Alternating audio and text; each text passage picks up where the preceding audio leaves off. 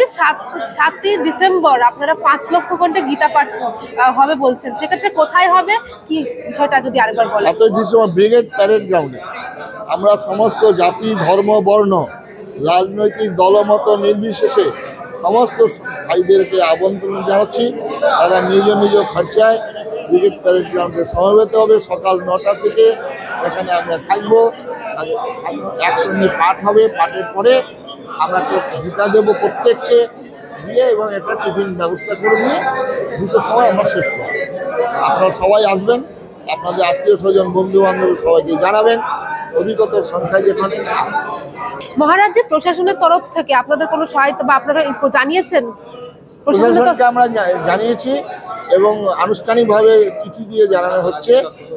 প্রশাসন আমাদের এখনো পর্যন্ত বিরোধিতা করেনি, সহযোগিতা করছেন। আশা করি প্রশাসন সহযোগিতা করবেন। আমরা চাই শুভবুদ্ধি সম্পন্ন সমস্ত মানুষ প্রশাসন সহযোগিতা করবে।